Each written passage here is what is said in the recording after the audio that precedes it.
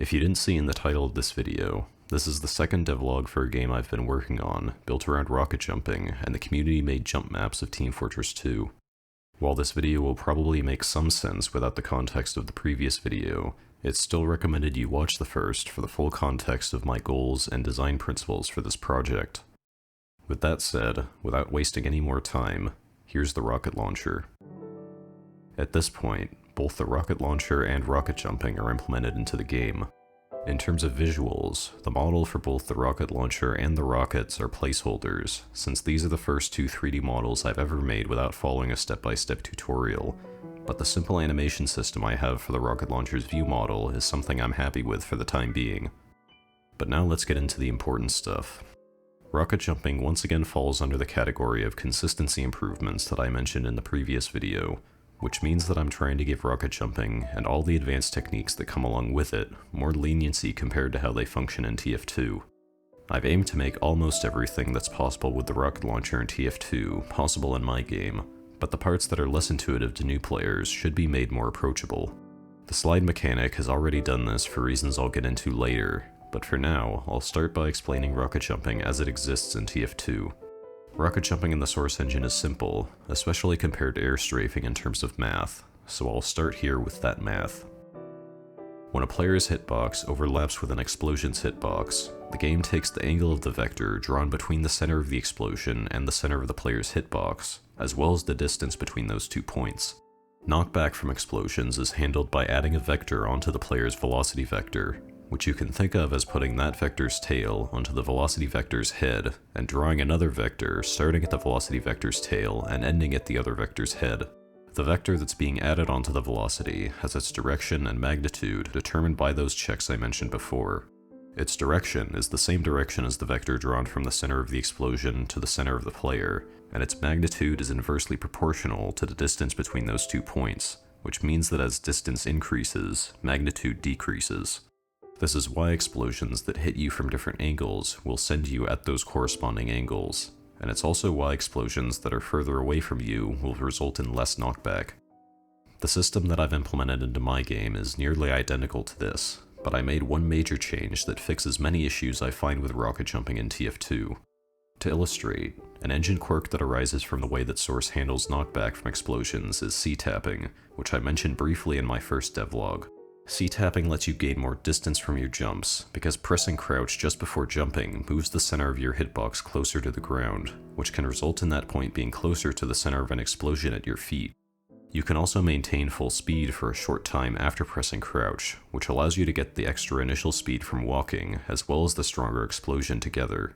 C-tapping is a quirk that I think is an overall negative for rocket jumping in TF2, as it's a very precise technique that makes enough of a difference for it to be required for some jumps, and the timing for each input is not marked in any way due to its nature as an unintended mechanic. Additionally, it's technically impossible to get a full-strength rocket jump in TF2, since the 2 points that determine its strength can't exist at the same point through normal means. These are two related issues that I wanted to fix with my design, and I think I've done it with this fairly simple change. Rather than checking distance between these 2 points, I perform a raycast starting and ending at the same 2 points, but that raycast will return the location it hits on the player's hitbox. By using the distance that this ray travels for the magnitude of the rocket jump, a rocket fired directly at your feet will return a value of 0, and thus result in the absolute maximum strength possible for a rocket jump. This completely removes any exploits like C-tapping that could have been possible, while also normalizing the strength of rocket jumps across the board, thereby increasing the consistency of movement. I've also made 2 other minor changes, the first of which is related to the previously discussed big change.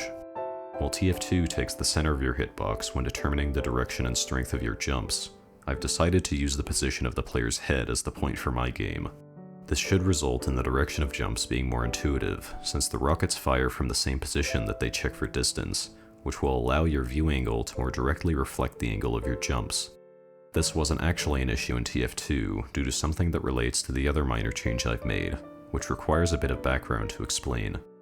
There's an equipable rocket launcher in TF2 called the Original, which is seemingly identical to the default rocket launcher, just skinned to look like the rocket launcher from both Quake and the original Team Fortress mod. But this weapon actually has a subtle difference compared to stock, which is related to where the weapon view model is positioned on the screen. In TF2, rockets actually spawn at an offset so that they appear to fire from the gun from your point of view. For every rocket launcher other than the original, this offset makes the rockets fire from the bottom corner of your screen, while the original also fires rockets from the bottom of the screen, but from the center instead of the corner. While the game has a system to assist your aim when firing at distant targets, it doesn't do this if your target is close enough to you, which is what happens for most rocket jumps. This small difference makes the original easier to use for some jumps, particularly ones that require pogos, since the other rocket launchers send you slightly to the side when looking straight down. When it comes to my design, I've decided to make rockets fire directly from the player's head, as I mentioned before. In conjunction with the head being the destination of the explosion strength check, this makes rocket jumping feel about in line with TF2, while also getting rid of the less intuitive properties of the rocket launcher. Without any further tweaks, this makes visibility a concern, since the rockets will appear directly on top of the camera. So to avoid this, I've made the rockets invisible for a very short period after being fired. That's how the rocket launcher is going to work for now, but if I determine later on that replicating the offset system from TF2 would be beneficial, it's not something I'm opposed to on principle. If that does happen, I'll only make the system for a centered view model, since it's definitely more consistent than the bottom corner offset across the board. While I theoretically could have chosen any arbitrary values for things like explosion strength and radius, it's helpful to have a specific goal in choosing these values that can work for every different gameplay situation. Luckily, I have a specific type of jump to build around, which is called the pogo. This is one of the more difficult types of jumps in TF2, where you continually shoot rockets at your feet such that you don't touch the ground. I knew this would be one of the trickier types of jumps to get right in my design, since the ease of use will depend heavily on overall rocket strength, blast radius, and fire rate, and I wanted to make them as accessible as possible. One idea I had for this was to make the fall-off of knockback strength that happens with distance based on a parabolic function rather than a simple linear one. In testing this, I found that it actually makes pogos less consistent, and I also found that TF2's distance function works slightly differently than I thought it did.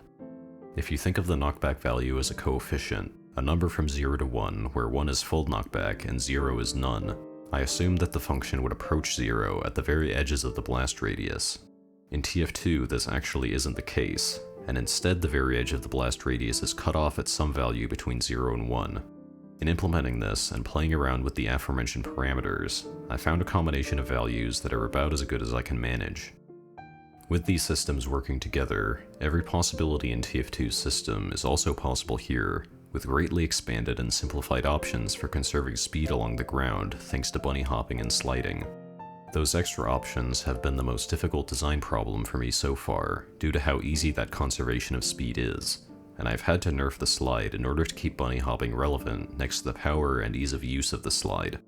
With no changes from the basic implementation of the slide, you can just hold down fire while looking opposite your slide direction for free speed, and I didn't want what is likely the most powerful method for generating speed to be so easily accessible without requiring any sort of timing of inputs. With this in mind, I tried disabling firing while sliding altogether, which would bring it in line with bunny hopping, since you can still jump out of a slide and fire whenever you wanted, though this made firing out of a sliding jump finicky, even after adding a buffer for firing rockets. Instead, I only disabled firing for a very short period after initiating a slide, indicated by how the rocket launcher returns to its original position following the start of a slide. Sliding is still very useful for gaining speed along long stretches of ground, but with this small but impactful nerf, jumping and sliding are both important parts of maintaining speed for the average player, while rewarding those who can skillfully bunny hop without consistent rhythm by cutting out the speed loss through sliding. But even with this change, conserving speed along the ground is still far easier than it is in TF2, as there's no point where it isn't possible to keep your speed as long as you hit the ground with a perfect bunny hop. For the time being, I don't think this will easily break levels, since the design seen in TF2 jump maps, which I'll be pulling from heavily for level design, rarely involve any extended areas of flat ground that the player is allowed to stand on. I'll have to see if building up speed in the starting area of a level becomes too easy to exploit, but if it isn't, I think this will open up level design possibilities and unique shortcuts, rather than being a limiting factor to the level design by being an overpowering strategy that makes everything else obsolete. If it does end up being detrimental to the level design, I'm not opposed to going back and revising these mechanics on principle, but I very much doubt it will be that serious of an issue. The slide should also be helpful for more specific designs, even aside from the obvious ones like including small gaps to slide under. A part of TF2 that isn't fully replicated in my engine is sliding on slopes, which was part of my motivation to implement the slide mechanic. In TF2, if you fly into a walkable slope at a shallow angle and high speed, the game considers you airborne and you slide up the slope. While this is quite satisfying when you manage to do it, it's a bit too finicky to get right in many situations. The slide function in my design will allow for a less finicky method, though you will lose speed from the slide, which is technically not perfectly in line with TF2, but it's an acceptable and potentially even preferable compromise for me. I also had to implement a system where jumping while going up on a slope will result in a higher jump so that you can jump off a slope while sliding at high speeds, which I find to be a fun quirk which lends itself to some potentially interesting designs for more difficult jumps. With this system I've built, rocket jumping feels more consistent than it does in TF2, while still maintaining a reasonable degree of precision for many types of jumps. What I wanted to do with my design is to make the learning curve of the mechanics of rocket jumping not be based on unintuitive and untelegraphed timing windows, but rather be based on the precision of one's aim, skill and understanding of movement quirks like air strafing, and general knowledge of the game's intended mechanics, and in this regard, I think I've succeeded. While there are still some types of jumps that I've yet to go over and improve, for now I'm going to move on past developing the rocket jumping system. The next devlog, I should at the very least have some more refined visuals, and potentially a bit of level design for the introductory levels. It may not be the next video I upload, but if you want to keep up with development regardless, subscribing to the channel is the best way to do it. That's all I have to show for today, but hopefully I'll have more to show you soon.